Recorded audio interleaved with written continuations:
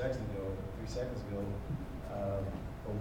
mothers have always had their association. And I can remember asking, what's going on with the fathers? Why can't we get something together here? So it's good to see that has happened, and it's happened in a very big way, and very happy and proud to be here on that behalf. So, for me, having a father, my father was a little different. He came from old school. He was the father of, he was the oldest of 10 kids. So basically he had to raise his sisters and brothers the way it went down. So by the time he got to his kids, it's like he was done. So it was all on my mom to raise us. And I didn't have a kind of relationship with my father where we went out and played ball in the yard and those kind of things. It was more like, you do this chore, you do that chore, you do this chore. So, but the one thing I loved about him is he was there every night. I can't remember one night, but one morning I woke up and my father was not there. Or I didn't hear him because the house was probably about as big as this floor. I didn't hear him leaving to go to work early in the morning. And for that, I was always grateful. We had some rough times in our lives, some very, very rough times. But at the same time, like I said, the fact that he was there paid huge dividends in my life, because some of the things that later would happen, as far as you've been recognized, it was him who kept telling me, boy, you better get your grades. That's all that matters, get your grades. All this football stuff could be over in a day, in one play, so make sure you have your grades. And he and my mom were unfortunate growing up where they had to drop out, high school, growing up in Louisiana, to literally pick cotton and help a family make ends meet. So the goal for their kids were for us to get a great education. And certainly because of him and my mom, I ended up at the University of Notre Dame. And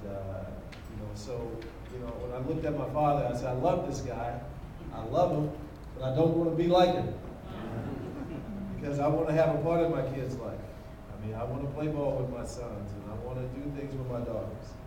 And that's what I've been able to do. I have a son who's 22 who is a pre-med major here at Dallas Baptist University. I have a 12-year-old daughter who is she's a talented young lady, a competitive cheerleader. I don't understand this cheerleading thing, I'm sorry.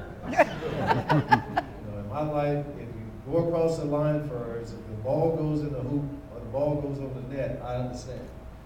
I don't understand when you jump up, do all kinds of flips. And they hold up an 8 one time, next time they hold up, I don't understand. It's too subjective for me. So I'm trying to get her into basketball. Daddy understands basketball. I don't understand competitivity. So I also have 8-year-old boy-girl twins. And of course, the young Tamar is a cheerleader also. But my boy Timmy Jr., he is all things boy.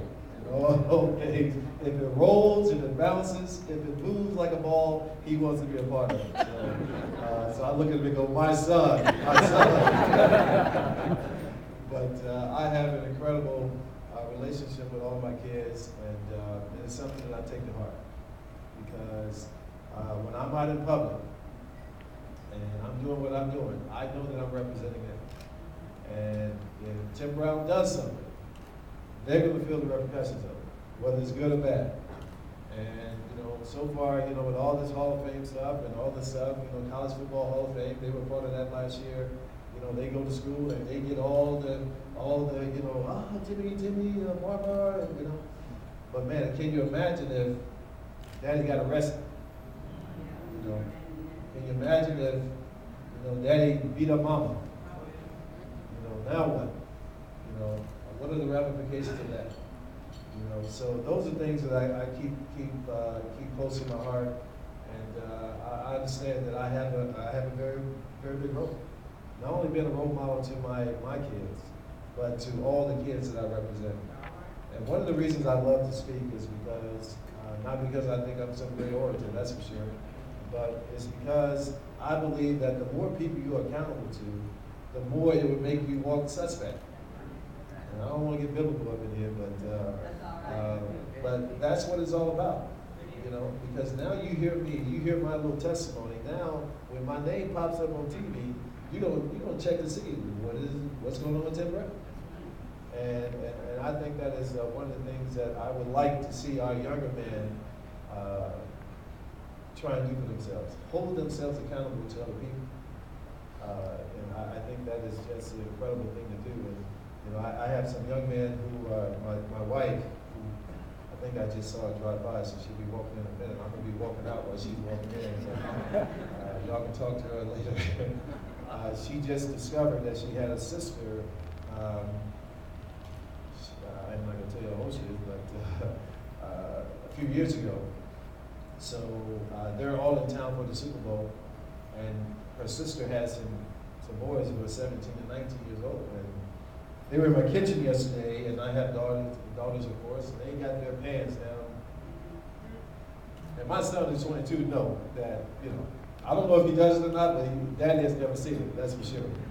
So, I mean, just this rage, control rage, I would say, came over me, and I told these boys, if you don't pull your pants up in my house, I said, I don't care what you do outside this door, but when you're in my house, there's certain things that you're going to have to do.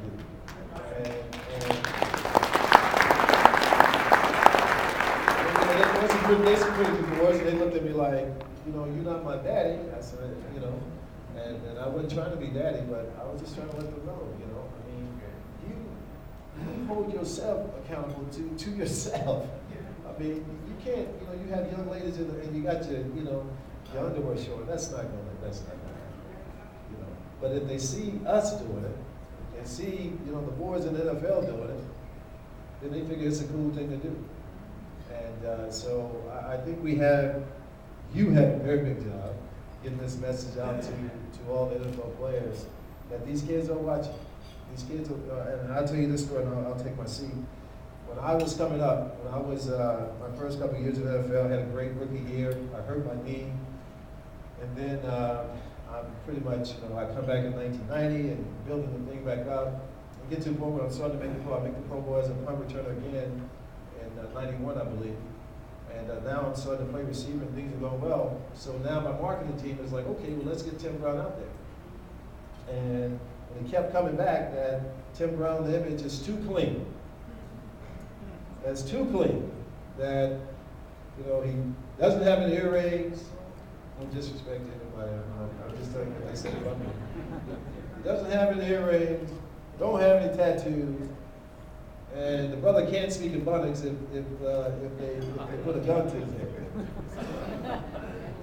And I even have one letter that said that Tim Brown is not representative of the African American community. And I looked at my skin and I was like, I'm about as black as they come. So I don't know how they can say that. But the point when I had the opportunity to speak to some of these corporate people, and I tell them, look, I love Michael Jordan. Play golf with him once a year. I think he's a great guy. But show, you know, Michael got everything that they're looking for. And plus, he's obviously the greatest of all time. That pays very big dividends also. But show people somebody else who is clean cut, who doesn't have that. Because now the kids see earrings and this and that, and whatever. What do you think they're going to do growing up? They see Michael Jordan on TV every day, and he's getting millions and millions of dollars. You know, but they wanted these kids to look at someone like that and think that's what you need to be like. Don't strive to be like this guy. You know, one more story and I'll get out of here, because this is a problem that we're having that I think some kind of way has to be fixed, because you know, these kids have to understand that, you know, the more you try and go straight and narrow, the tougher it's going to be.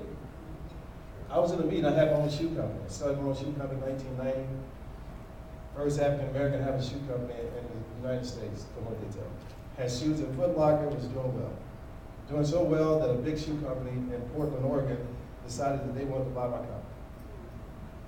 So I'm up there and we're in the meeting, my brother and my business folks, we're all there, and the president of this company is sitting at the end of the table, hadn't said a word the whole time. And finally, after all the marketing and PR, oh, Tim Brown, you can do this, we can put you in the boardroom, we can do everything with you. Finally, they asked the president, what do you think about this? And he asked me, who are you? And, I tried to, bring a little levity to the situation. Tim Brown, at that time I'd been to 4 or 5 Pro Bowl. Tim Brown, Heisman Trophy winner, 4-time Pro Bowl. No, I'm serious. Who do you think you are? Coming into my office perpetrating a fraud. And now, I grew up in South Dallas, y'all. So, over by the railroad tracks in South Dallas. So I got a little hot because I'm trying to figure out why this man think that I would come into his office and perpetrate a fraud. He told me I couldn't possibly be the person that I was portraying myself to be. And if he was to let me, then I could probably run his company. And at that point, I stood up and I probably could. What's wrong with that? But he didn't want to see me in that light. That's not the light he wanted to see me in. But yet and still, I told myself, next year they hired a player that was coming out of college, and he was sagging, the earrings, he was everything they wanted. And that lasted about a year and a half until he got in trouble, and then that was it. But, the point that I'm trying to get over is that some kind of way, because the cleaner the straighter the road you try and walk, the tougher it's going to be. But in the long run, when I go to bed at night, I don't have to worry about, I saw Sherice right there, I don't have to worry about my wife standing on my head. I don't have to worry about that because I know I've tried to do the best thing that I can possibly do and try to be the best person I can possibly be. And my son, he's mad at me right now because he said I'm working too much. But I told him, you understand, when you're going to college, then daddy had to work and daddy had to do what he had to do. So I really appreciate this honor and opportunity to speak to you guys. And I promise you, Latanya, next time I'm going to be here for the whole function. But we got a couple of hours, so if y'all got some few seconds, just say a little quiet prayer to yourself about these Moses over here in downtown Dallas as they do the right thing. God bless you. Appreciate it.